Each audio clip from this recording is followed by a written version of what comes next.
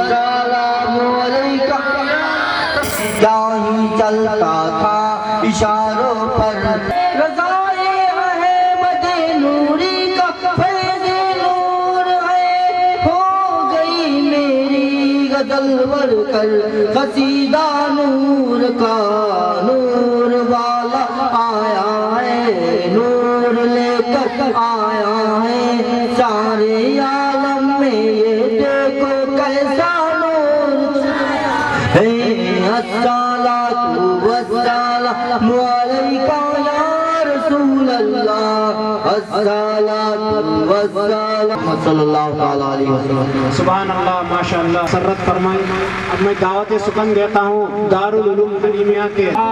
अस्सलाम व रहमतुल्लाहि व बरकातुहू। मेरे नाम सुनने और सुनाने से पहले एक मर्तबा दरूद पाक पढ़े और पढ़े बाआवाज़ बुलंद अल्लाहुम्मा सल्ली अला सय्यिदिना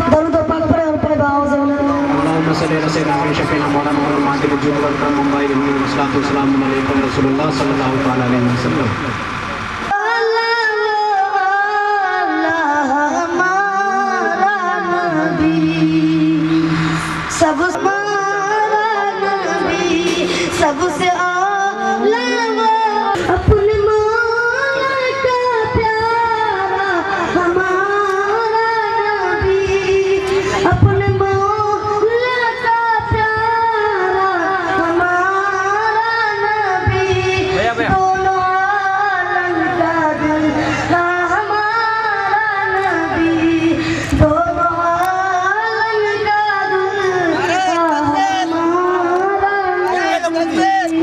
सबसे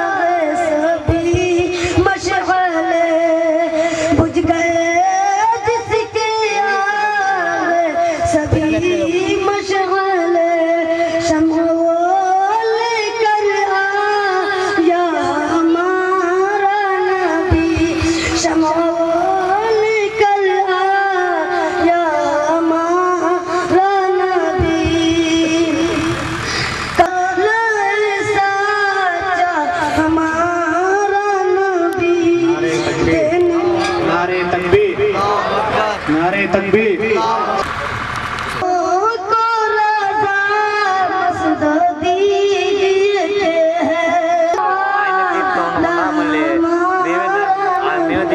ఆయన తీపించామనుకుంటారు మొత్తం రౌండ్ కవర్ చేస్తా ఉన్నారు जो इस्लामी मंडप के बाहर है, मंडप के अंदर तशरीफ लाया का काम इस इलाके में अल्हम्दुलिल्लाह बढ़ते जा रहा है अल्हम्दुलिल्लाह। और मज़ीद ऐसे बुजुर्गों की दुआ लेते रहेंगे इंशाअल्लाह और काम बढ़ाते जाएंगे इंशाअल्लाह। करना है ना इंशाअल्लाह। तो जो इस्लामी भाई खाने से फारिग हो गए, आपने जिस्मानी ग़िज़ा तो हासिल कर ली, अबिदा हो जाएगी इंशाअल्लाह। अब फिर तरीका आफ्ताब शरीयत हज़रत अल्लामा मौलाना अब्दुल हक शाह अब्दुल हक साहब क़िबला मद्दज़ल्लहुल आली इंशाअल्लाह तशरीफ़ लाएंगे और तेलुगु में नसीहत आमेज़ बयान करेंगे इंशाअल्लाह। हज़रत के बयान तेलुगु में जो हज़रत सुनते हैं माशाअल्लाह बहुत ही सैराब होते वो लोग, दुआओं से आप देखें माशाअल्लाह हज़रत की नसीहतें सुने के साथ करेंगे। नारे तकबीर, नारे रिसाल तरीक़त, पीर तरीक़त, नारे तकबीर, नारे रिसालत, उलमाए सुन्नत। आगे जो कुर्सियाँ खाली है आप हजरत आके बैठ जाए, हजरत इंशाअल्लाह भी कुछ ही लम्हों में इंशाअल्लाह स्टेज पर हजरत नसीहत फरमाएंगे इंशाअल्लाह। नारे तकबीर, नारे रिसालत, मुफ्ती अरशद रजा साहब क़िबला जिंदाबाद। नारे तकबीर, नारे तकबीर, अल्लाहु अकबर, नारे तकबीर, अल्लाहु अकबर, नारे रिसालत। या रसूल अल्लाह। ఎవరిని అల్హమ్దులిల్లాహ్ అల్హమ్దులిల్లాహి రబ్బిల్ ఆలమీన్।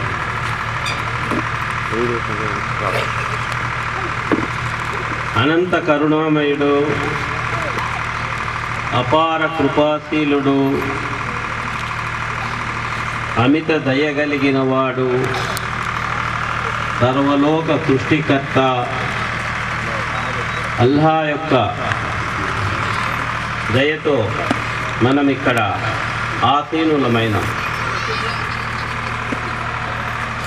అల్లా అంటే దాని పర్యపదం ఏమిటంటే సృష్టికర్త అని. సో ఎవరు సృష్టికర్త అయితే వారు అల్లా అరబ్బీ భాషలో. మీరు మరి ఏ భాషలో ఏమన్నా పిలవచ్చు, కానీ అరబ్బీ భాషలో అల్లా అంటే అర్థం సృష్టికర్త. ఎవరి చేతైతే ఈ భూమి ఆకాశాలు సృజింపబడినవో, ఎవరి ఆజ్ఞకు లోబడి సూర్య చంద్రాదులు గతి తప్పక తమ కచ్చలో తిరుగుతున్నాయో, ఎవరి ఆజ్ఞ అయితే ఇసుమంతయు దాటక పంచభూతాలు తమ యొక్క పరిధిలో ప్రయాణం చేస్తున్నాయో, అటువంటి సర్వలోక సృష్టికర్తను అరబ్బీ భాషలో అల్లా అంటారు.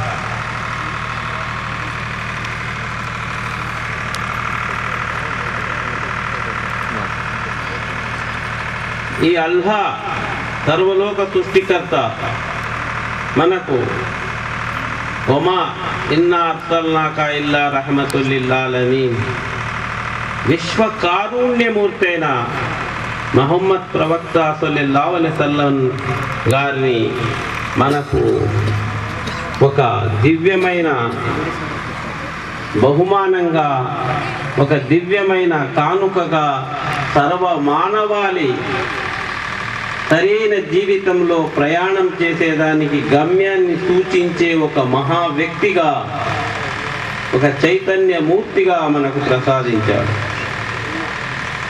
ఏ వ్యక్తి అయితే భూమి మీద ఉద్భవించబోతున్నారో, ఏ శక్తి అయితే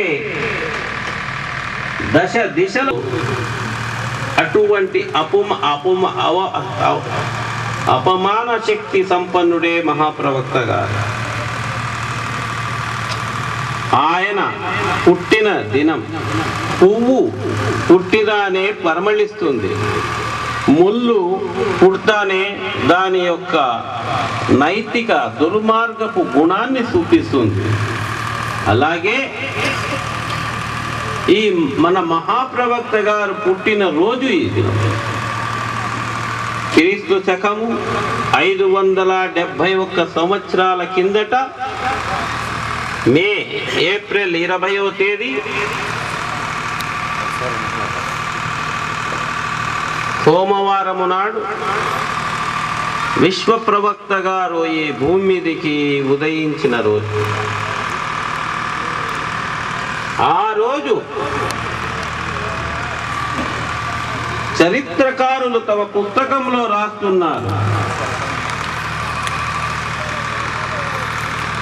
ఆ దినము ఆకాశములో స్వర్గపు వీధులలో సర్వ దైవగణం ఒక అద్భుతమైన నిర్విచనంలోకి వెళ్ళిపోయింది.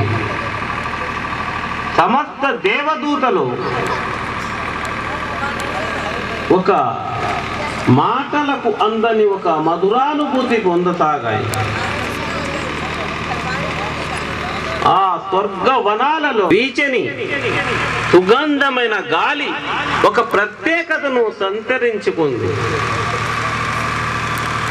ఆకాశములో నక్షత్రాలకు వెలుగు దిగ్గునీకృతమైంది.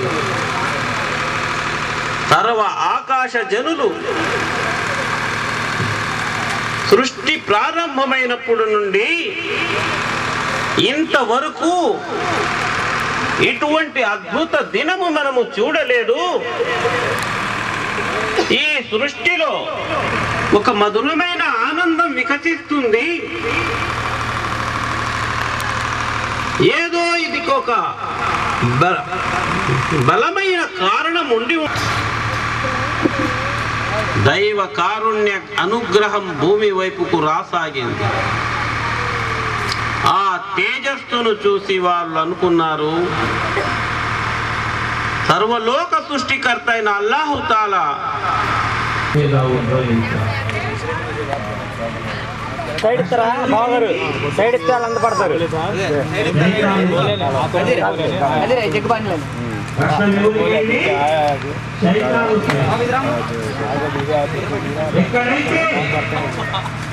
తన దుర్మార్గపు ఆలోచనలతో మానవాళిని నరకము వైపు నడిపించేదానికి సిద్ధమవుతున్న సైతాను సమస్త జీవరాశులలో ఆనందం వెల్లువిరిసింది.